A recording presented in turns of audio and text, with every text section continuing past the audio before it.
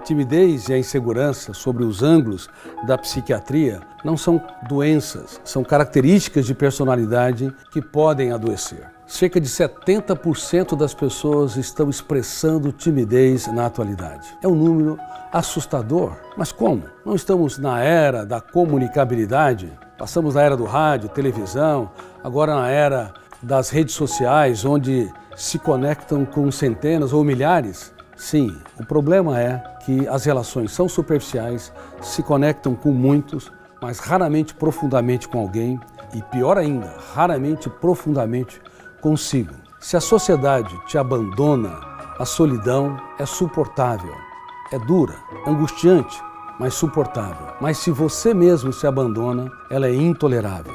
E todas as pessoas que têm timidez mais exacerbada, elas têm características de serem nobres, características de serem éticas. Elas são preocupadas com as consequências do seu comportamento, mas elas estão desprotegidas emocionalmente. Elas se abandonaram em certos níveis. Às vezes, o abandono é tão grande que pequenas críticas têm um impacto muito grande. Um olhar atravessado estraga o dia. Uma decepção mais forte compromete a semana ou o mês. Uma traição pode levar a um cárcere mental que compromete toda a história existencial.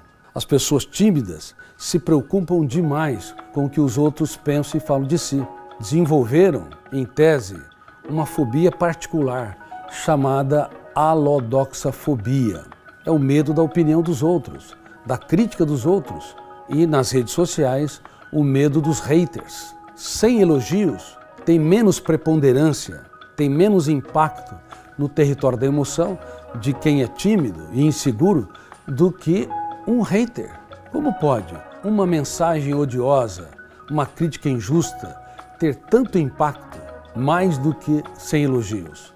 É porque a emoção está desprotegida. E é muito importante que toda pessoa tímida e insegura treine dentro de si não apenas técnicas importantes, mas técnicas também psicológicas, como a técnica do DCD, duvidar, criticar e determinar. A dúvida é o princípio da sabedoria na filosofia, a crítica é o princípio da sabedoria na psicologia e a determinação estratégica é o princípio da sabedoria na área de recursos humanos. A dúvida abre o leque da mente para que nós possamos pensar em outras possibilidades. Portanto, fomenta e nutre a criatividade. Quem não tem dúvidas, quem não exerce a arte da dúvida, quem não se questiona, quem não se pergunta como, quando, por quê, porque eu sou inseguro, porque sou tímido, porque sou escravo do que os outros pensam e falam de si, não consegue libertar o seu imaginário. Acaba se tornando escravo do seu conflito. Então, duvide de tudo aquilo que te controla. No silêncio da sua mente, duvide do seu medo, duvide da sua necessidade neurótica de corresponder demais às expectativas dos outros. Faça isso no silêncio da sua mente, algumas vezes por dia. Critique também cada pensamento perturbador. Critique seu sentimento de culpa, seu complexo de inferioridade, lá dentro, como um advogado de defesa. No fórum da sua mente, você está impugnando, discordando e confrontando a sua própria timidez e insegurança. Se você assim o faz, você provoca o biógrafo do cérebro, que é um fenômeno que eu tive o privilégio de descrever. Esse biógrafo chama-se fenômeno RAM, registro automático da memória. Então, se você duvida de tudo aquilo que te controla, você registra a janela light. Ou então você reedita a janela killer, que tem insegurança, complexo de inferioridade, medos. Se você critica as suas ideias perturbadoras, critica a sua hipersensibilidade, critica a sua insegurança, você também usa o biógrafo do cérebro ou o fenômeno RAM para reeditar janelas traumáticas ou killers que financiam a própria timidez e insegurança. Ou então você constrói ao redor do núcleo traumático, através dessa técnica, janelas saudáveis ou lights. Então, duvidar, criticar e determinar. A terceira parte é decidir, determinar. O teu eu está numa jornada existencial. E nessa jornada, por mais longa que a vida seja, ela é muito breve. Breve, passa como gotas de orvalhos, que por instantes aparecem na mais insidiosa manhã, mas se dissipa aos primeiros raios solares do tempo. Por ser tão breve, nós deveríamos usar o nosso eu, que representa a capacidade de escolha, a autocrítica, a autonomia, a capacidade de ser autor da própria história, para ser líder de nós mesmos. O nosso eu não pode, usando a figura do teatro, estar na plateia, assistindo a nossa timidez, insegurança, fobias, assistindo a hipersensibilidade, humor depressivo, assistindo o sofrimento por antecipação ou a ruminação de perdas, mágoas e frustrações, assistindo como espectador passivo.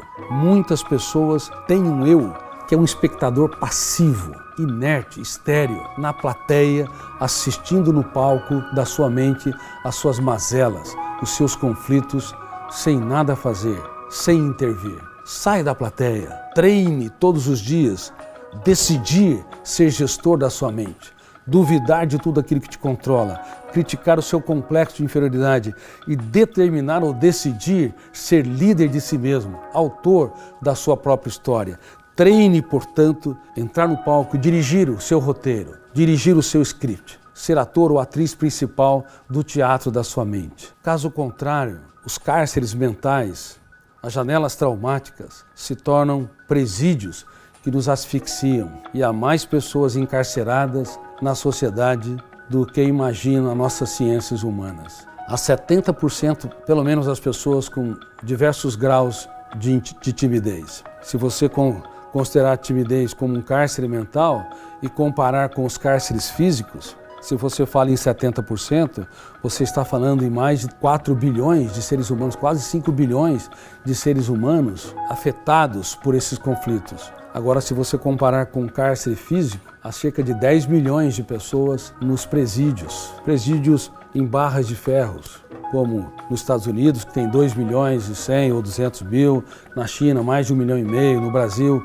mais de 700 mil pessoas encarceradas. Agora, quantas pessoas estão encarceradas no território da emoção, só no Brasil, afetadas pela timidez? Muito mais de 100 milhões. Crianças e adolescentes, na era das redes sociais, não têm segurança para falar dos seus problemas, das suas crises e dificuldades. Não têm segurança porque seus pais não aprenderam a falar das suas lágrimas, para que eles aprendam a chorar as deles. Seus pais não tiveram habilidades para ensinar os seus filhos a teatralizar comportamentos, a transmitir suas perdas e fracassos, para que os seus filhos entendam que ninguém é digno do pódio se não utilizar os seus fracassos para conquistá-los. Isto é muito grave. A educação mundial está doente, formando pessoas doentes para uma sociedade doente. Por isso, eu espero sinceramente que você jamais se abandone. Nunca se esqueça, se a sociedade te abandona, a solidão é suportável, mas se você mesmo se abandona, ela é intolerável. Timidez e insegurança são superadas através de um treinamento contínuo do eu, usando ferramentas de gestão da emoção. E a técnica DCD é uma poderosa técnica que você pode fazer diariamente no silêncio da sua mente. Bem-vindos ao programa de gestão da emoção. Bem-vindos ao projeto de superação de insegurança e timidez. Bem-vindo à formação de líderes, que faz a diferença no teatro social.